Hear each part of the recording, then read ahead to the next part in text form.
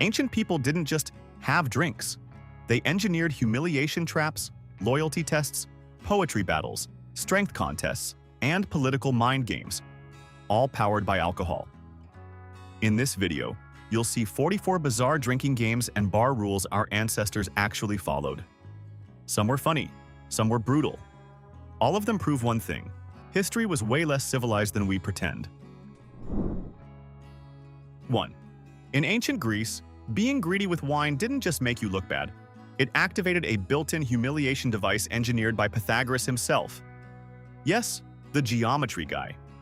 He invented a cup with a hidden siphon trap inside. Pour your wine below a carved line, and you drink peacefully like a civilized philosopher. Get greedy and fill it past the limit, and physics instantly betrays you. The entire cup drains straight through the bottom, dumping all your wine directly onto your lap. No warning, no mercy. The unspoken rule at the table was crystal clear: respect moderation, or walk home soaked in your own arrogance. 2. Victorian holiday parties featured a shockingly dangerous drinking game called Snapdragon that basically required you to play with liquid fire. The host would dim the lights, place a massive bowl of brandy on the table, toss in a handful of raisins, and then literally set the entire bowl on fire. The absolutely insane party rule was that you had to plunge your bare hands directly into the burning blue alcohol, snatch a flaming raisin, and toss it straight into your mouth to extinguish it. Plucking burning fruit out of a puddle of fire while completely plastered was considered premium family entertainment. Dodging severe finger burns was just a completely normal part of the festive spirit. 3. Showing up late to a feast hosted by Russian Tsar Peter the Great was not just rude, it was an endurance test disguised as hospitality. If you entered the palace after the official start time, guards handed you a massive ceremonial goblet known as the Cup of the Great Eagle. It held around 1.5 liters of straight vodka. Court etiquette required you to drain it in one continuous attempt while the entire room watched. Collapsing halfway through wasn't unusual, and finishing it without staggering was considered legendary. The message was simple: respect the schedule, or let the vodka teach you punctuality the hard way. 4. Hosting a fancy outdoor garden party in 17th century England required incredibly expensive clothes and a completely live farm animal. The absolute wildest party rule involved a massive bowl of highly spiced ale and a freshly washed cow. The host would actually march a live cow right up to the wealthy guests and physically milk the animal directly into the alcohol. The warm milk instantly reacted with the cold ale, creating a massive, bubbling tower of thick alcoholic foam called a syllabub. The strict social rule was that you had to happily slurp up this warm, incredibly bizarre tavern milkshake right in front of the cow before the magical foam completely collapsed. 5. The absolute worst time and place to make a boastful promise was around a raging fire in a Viking longhouse. During major feasts, a massive ceremonial horn of mead known as the braggerful would circulate the room. When the chieftain handed it to you, custom demanded you stand up and scream a wildly ambitious oath before taking a massive gulp. Since the entire room was hammered, a simple promise to be brave usually escalated into vowing to wrestle a bear, conquer a foreign king, or sail off the edge of the map. The brutal reality was that Viking law treated these drunken rants as unbreakable contracts. Sobering up the next morning and realizing you swore to fight a troll meant you actually had to go do it. 6. Imagine having to drink a massive shot for every single letter in your crush's name. That was the actual terrifying law at ancient Roman dinner parties. The master of the house would pick a very important guest or a famous local beauty, and everyone at the table was forced to drain exactly 1 cup of strong wine per letter of that person's name. If you were hopelessly in love with a girl named Maximiliana, you were absolutely doomed to a night of complete oblivion. Romans literally named their kids shorter names just to survive banquet season. You basically prayed your host had a crush on someone with a nice, easy 3-letter name. 7. Think your weekend cornhole tournaments are intense? Ancient Chinese nobles played a ridiculous drinking game called Tuhu that required elite sniper skills and zero hand-eye coordination. You had to sit on a fancy floor mat, get heavily buzzed on rice wine, and throw heavy wooden arrows into a tiny bronze pot sitting all the way across the room. If you missed the pot, the penalty was brutally simple. You had to chug a massive cup of wine. The hilarious catch was that the more you missed, the drunker you got, making your aim progressively worse with every single throw. By midnight, highly educated scholars were completely failing to toss a wooden stick 3 feet in front of them. 8. Finding a tiny baked bean hidden inside a slice of cake instantly turned you into a tyrannical drinking dictator in Renaissance Europe. During the wild Twelfth Night winter festivals, whoever got the lucky slice was crowned the king of the bean. The absolute house rule was that every single time this randomly elected monarch took a sip of their wine, the entire room had to completely stop what they were doing and violently scream that the king is drinking. If you were too slow to yell or just quietly minding your own business, the punishment was humiliating. Your friends would violently pin you down and aggressively smear your face with black soot straight from the dirty fireplace. 9. Elite politicians in the ancient Persian Empire refused to pass any major laws while completely sober. Their official legislative process required them to debate every single military strategy or tax policy exactly twice. Step 1 involved getting absolutely obliterated on wine at a massive banquet and screaming their opinions at each other. If they agreed on a plan while completely trashed, they were forced to review the exact same decision the very next morning while battling a catastrophic hangover. If the law still sounded like a good idea through a pounding headache and intense nausea, it was officially written into the history books. Forcing modern politicians to govern under these conditions might actually fix a lot of problems. 10. Accepting a free beer from a stranger in an 18th century British coastal tavern could literally ruin your entire life. The Royal Navy desperately needed sailors, so military recruiters used a terrifying legal loophole known as the King's Shilling. A sneaky officer would drop a silver coin into the bottom of a massive, non-transparent pewter tankard of ale and buy it for a local man. The strict legal rule was that if the victim drank the beer and the coin physically touched his lips, he had legally accepted the king's money. He was instantly drafted, dragged out of the pub, and forced onto a warship for years. 11. Checking your bartender's math in the 18th century. British Navy involved high explosives and absolute chaos. Sailors had an unbreakable rule to ensure their daily rum ration was not illegally watered down by cheap captains. The ship purser was physically forced to pour a scoop of actual black gunpowder directly into the liquor and strike a flint. If the rum was perfectly strong, it would instantly and violently catch on fire with a massive blue flash. If it just sat there like a puddle of wet sand, the angry crew mathematically knew they were being scammed. Imagine having to literally detonate your Friday night cocktail just to prove the bartender was not ripping you off. 12.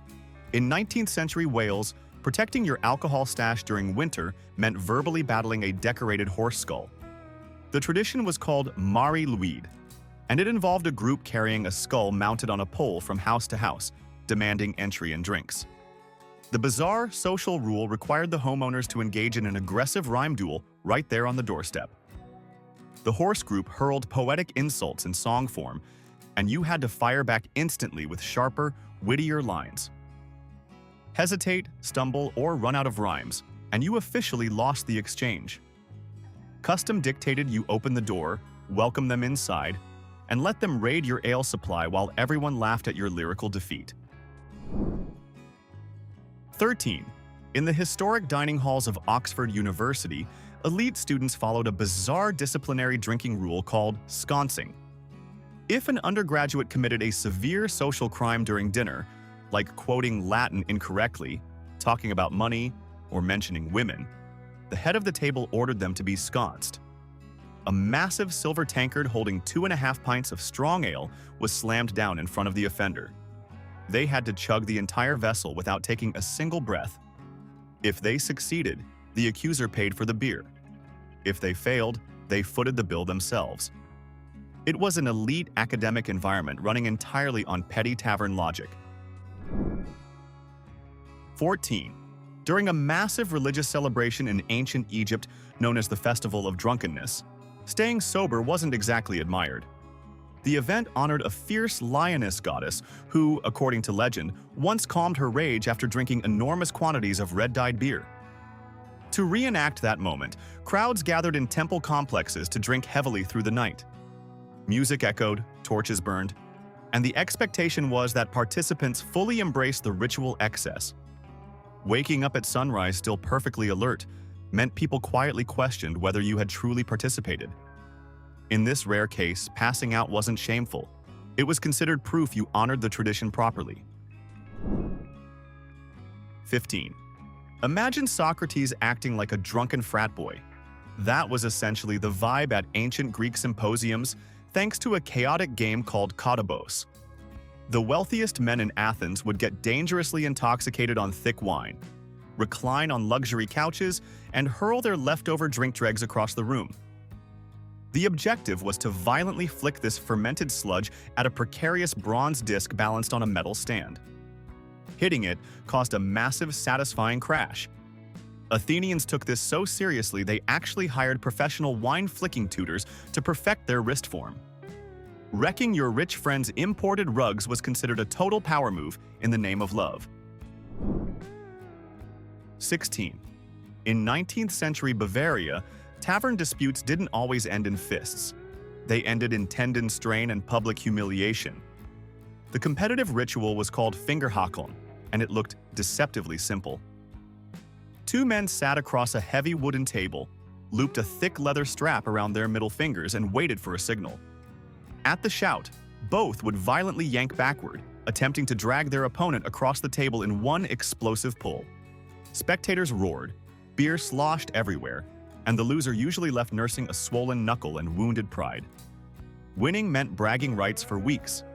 Losing meant explaining to your friends how you got defeated by someone's pinky strength. 17. You know how we stand up and propose a toast at weddings today? Well, in 17th century England, that rule was incredibly literal and absolutely revolting. At aristocratic drinking clubs, the host would take an actual piece of heavily spiced, charred bread and drop it right into the bottom of a giant communal wine jug. The jug was then passed around the table, and everyone had to take a hefty swig while praising a local beauty. The terrible house rule was that the absolute last person to finish the drink had to swallow that mushy, slimy, wine-soaked piece of soggy bread at the bottom. It was the ultimate motivation to chug your drink faster than your friends. 18. Refusing a free drink from the emperor of the Incan Empire was the ultimate diplomatic mistake, even if the brewing process was completely stomach-churning. The royal court strictly drank a strong corn beer called chicha. The traditional recipe involved having a group of palace women extensively chew the raw corn and spit it into a giant clay vat to ferment. The ironclad palace rule was that if the ruler handed you a golden cup of this saliva-fermented brew, you had to happily chug it with a massive smile on your face. Showing even a tiny hint of absolute disgust while drinking fermented royal spit was a guaranteed way to completely ruin your political career. 19. Medieval German taverns introduced a precision drinking device called the pass glass, and it turned basic sipping into a high-stakes depth perception challenge. The glass was absurdly tall and marked with horizontal lines along its length. The rule was brutally exact. You had to drink precisely down to the next line. No more, no less. Undershoot it, and you were accused of cowardice. Overshoot it, and you were forced to continue drinking until you reached the following mark. Since everyone attempting this was already several beers deep, judging the liquid level became hilariously unreliable. One tiny miscalculation could suddenly turn a polite sip into a half-glass chug, while your entire table exploded with laughter. 20.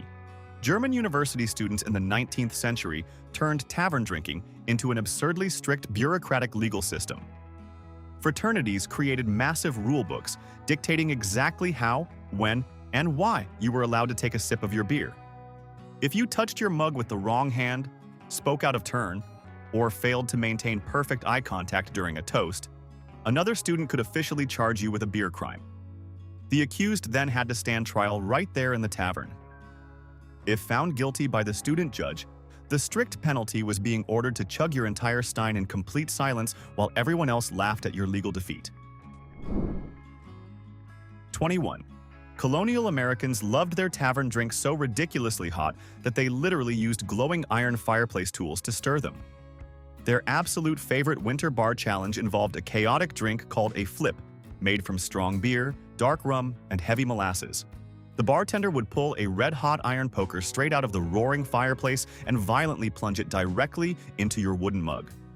The drink would instantly boil, aggressively hiss, and erupt into a massive tower of burnt, sticky foam.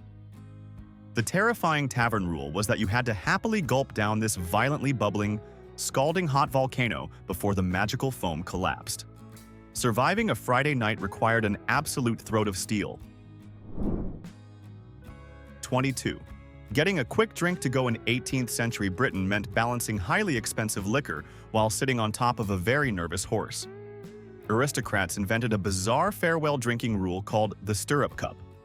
Right before a massive fox hunt, the tavern keeper would hand the mounted rider a fancy silver cup shaped exactly like a fox head.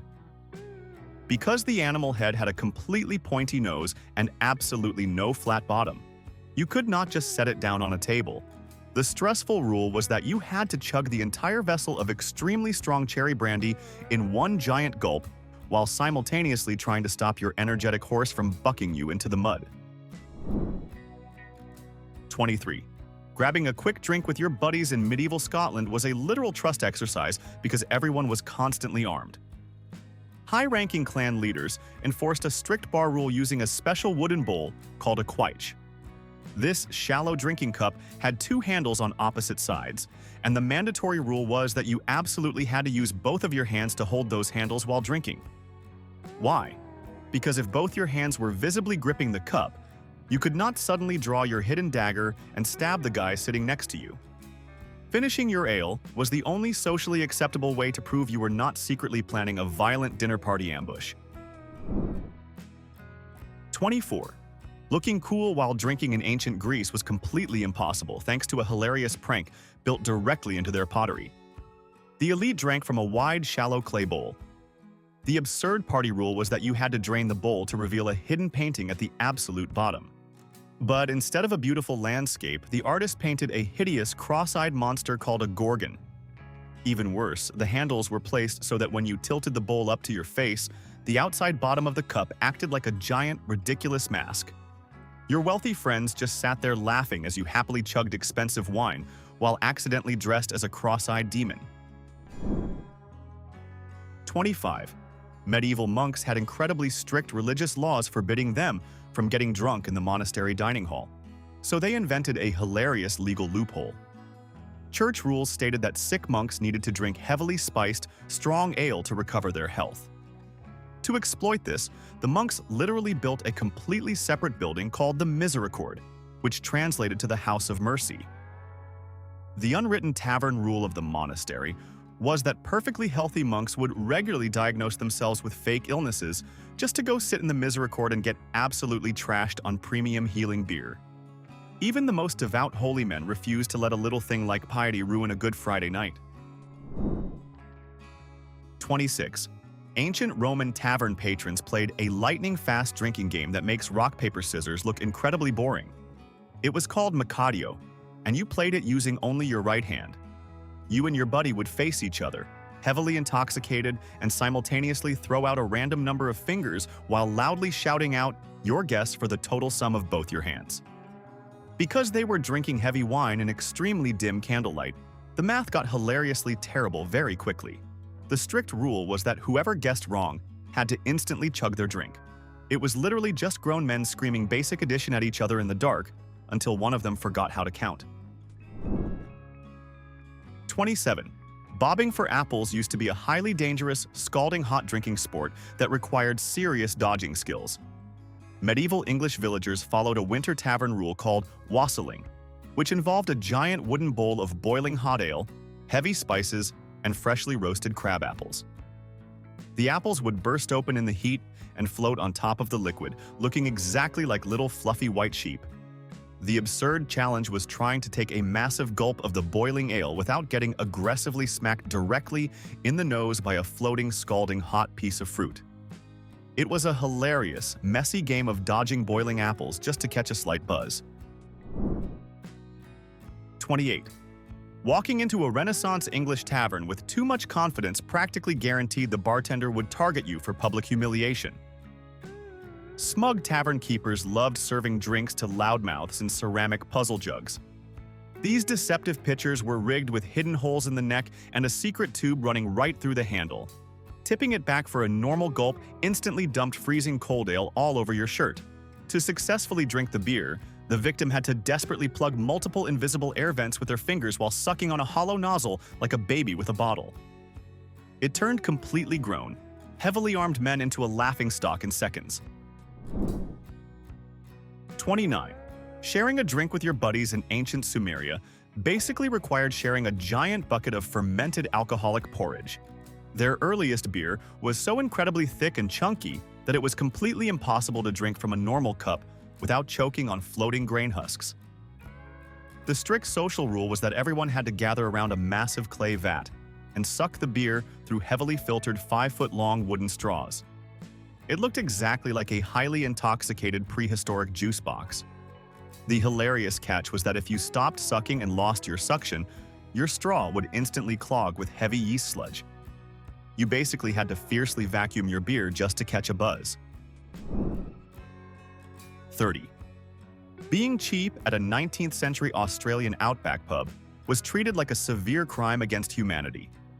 Gold miners followed an ironclad tavern law known as shouting, which had absolutely nothing to do with raising your voice. If a group of guys invited you to their table, the strict rule dictated that every single person had to buy a full round of drinks in a perfect circle. If you tried to sneak out the door before it was your turn to shout, the entire bar would completely turn against you. The bartender would legally banish you into the dusty street, and you would be permanently blacklisted from ever drinking a cold beer in that town again. 31.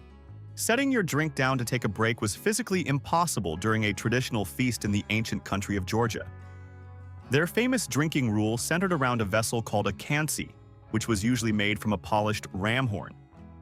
Because it was curved and completely pointed at the bottom, there was absolutely no way to place it on a table without spilling the entire contents. When the toastmaster handed you the horn, the law of the table was clear. You either had to chug the entire thing in one go, or awkwardly hold it in your hand for the rest of the night. It was brilliantly engineered purely to prevent anyone from quietly nursing their drink. 32.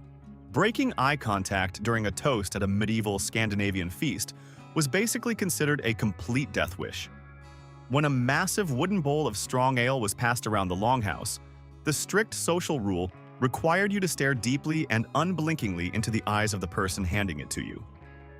This intense, romantic-looking gesture had absolutely nothing to do with true affection. It was a purely practical survival tactic. By locking eyes, you could guarantee the other guy was not secretly reaching for his hidden battle axe while your face was buried in a giant bowl of beer. It turned every single round of drinks into a highly paranoid staring contest. 33. Proving you actually finished your drink in 16th century Germany required a lot of loud, annoying lung power. Noblemen at grand feasts drank out of specialized silver chalices known as whistle cups. The strict rule of the game was to chug your wine, flip the empty cup upside down, and blow into a built-in whistle attached to the bottom. If the cup was not completely empty, you would just blow bubbles and embarrass yourself. The true chaos started because everyone raced to finish their drink at the exact same time. The absolute last person to successfully blow their whistle was declared the loser and had to buy the next round for a room full of loudly tooting aristocrats. 34. Ancient Chinese poets threw wild outdoor drinking parties that required a perfect mix of literary genius and a fast-moving river. During the winding stream party, servants would place a wooden cup filled with rice wine into a gently flowing river upstream. Guests sat along the riverbank, and the rule was that wherever the cup naturally bumped into the shore and stopped, the person sitting closest had to grab it. You then had exactly a few seconds to compose a brilliant, witty poem on the spot. If your poetry was garbage or you simply stuttered, your penalty was to chug the entire cup of wine. The more you drank, the worse your rhymes got. 35. German aristocrats in the 16th century basically invented a highly alcoholic version of a wind-up toy to force their friends to drink. Wealthy hosts would place an incredibly expensive, mechanical silver bear on the grand dining table and fill its removable head with extremely strong wine. The completely absurd party rule involved winding up the clockwork gears inside the bear and letting it wildly roll across the wooden table. Wherever the mechanical toy randomly stopped and pointed, that specific guest was instantly legally obligated to pop off the silver head and chug the entire contents. Getting completely destroyed by a tiny robotic bear was just the standard price of admission for high society dinners. 36. 17th century Dutch tavern goers turned binge drinking into a literal race against time using a silver windmill cup. The bartender handed you a wildly expensive chalice shaped like a miniature windmill with a tiny metal tube attached to the side. The strict bar rule was that you had to blow into the tube to set the windmill blades spinning rapidly, then instantly chug the entire glass of strong liquor before those blades came to a complete stop. If you paused for a breath or drank too slowly and the windmill stopped moving, you automatically lost. Your punishment was an immediate refill, and you had to try again until you finally beat the clock. 37. Bavarian beer halls developed a brutal strength challenge that required zero finesse and maximum stubbornness. Competitors gripped a massive 1-liter glass mug filled to the brim and extended their arms straight out in front of them. Elbow locked, wrist rigid. No leaning back, no bending, no cheating. The only objective was to hold the overflowing stein parallel to the ground longer than your opponent. The weight tore at your shoulder, your arm trembled violently, and the entire room watched for the first drop to spill. The moment your arm dipped even slightly, you lost. It was less about drinking and more about proving that your ego weighed more than a liter of beer. 38. Drinking an ale too fast in 17th century England would usually result in a spectacular, sudsy explosion right in your face. Stagecoach drivers invented a chaotic bar challenge using a massive 3-foot-long glass called a yard of ale. The bottom of the glass was shaped like a large round bulb. The drinking rule was to finish the entire 3 pints without taking the glass away from your lips. The trick was that if you did not carefully rotate the glass as you drank, a giant air pocket would form in the bottom bulb. This vacuum would suddenly release, violently launching a massive wave of freezing beer directly up your nose in a brilliant display of terrible aerodynamics. 39. In 16th century England, finishing your drink wasn't enough. You had to prove you finished it with almost theatrical precision. The ritual was called supernaculum. After draining your tankard completely, you flipped it upside down and tapped the final remaining drop onto your thumbnail. The rule demanded that the droplet be substantial enough to slide cleanly off your nail and fall to the floor. Too small, and you were accused of leaving beer behind to pace yourself. Fail the thumb test, and your mug was immediately refilled for another attempt. It transformed basic surface tension into a ruthless sobriety detector disguised as party etiquette. 40. In Imperial China, refusing a drink from a superior during formal banquets wasn't just awkward, it was socially explosive. Elaborate ritual cups were often designed with curved interiors and narrow bases that made setting them down impossible until fully emptied. Once a high-ranking official or host handed you the vessel, you were expected to stand, deliver a respectful toast, and drain it completely without hesitation. Pausing mid-sip signaled reluctance. Leaving liquid behind implied disrespect. These cups weren't just decorative, they were psychological pressure devices. In the wrong political climate, your drinking stamina could quietly influence how trustworthy you appeared at court. 41. Singing off-key at an 18th century London gentleman tavern came with a surprisingly disgusting penalty. The Noblemen and Gentlemen Catch Club was an elite society dedicated to drinking and singing complex vocal harmonies. The absolute strictest rule of the house was that anyone who messed up their musical notes was immediately fined. But they did not ask for money.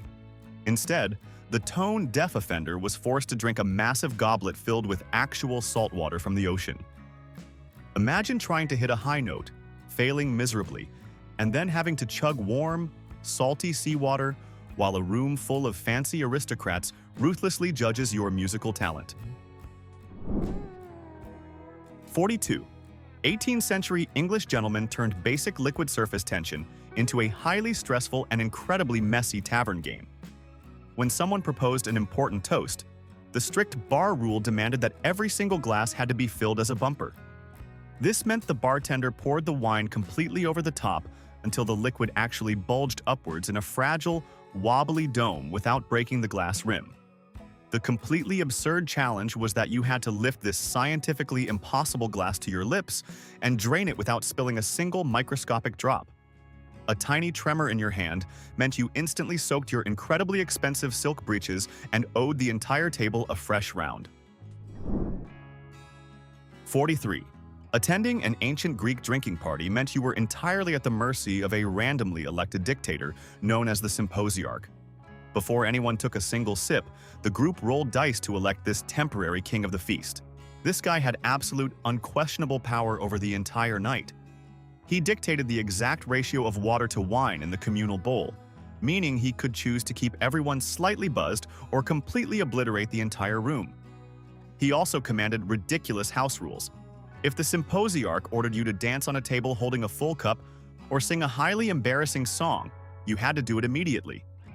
Disobeying the Wine King got you instantly kicked out. 44. In Victorian England, a quiet fireside drink between two friends could spiral into an unstoppable duel known as hobnobbing. The rule was deceptively simple. One person proposed a toast and bought a round. The other immediately had to return the favor with another toast and another drink. There was no polite, "Let's call it a night." Each round demanded a response, and the tempo escalated fast. Glasses clinked, ale vanished, and pride kept both participants locked in place. Walking away mid-exchange wasn't illegal, but socially it felt like surrender. The contest only ended when one man admitted defeat or physically lost the ability to keep up. It was Victorian politeness weaponized through endless beer. So now I want to know something real. Which one did we miss? Not something modern, not beer pong. I mean an old ritual, a savage bar rule, a family tradition your grandfather never explained. Drop it in the comments and prove history is even crazier than this list. Like the video if you survived it. Subscribe if you're not ready to drink from a physics trap cup tomorrow.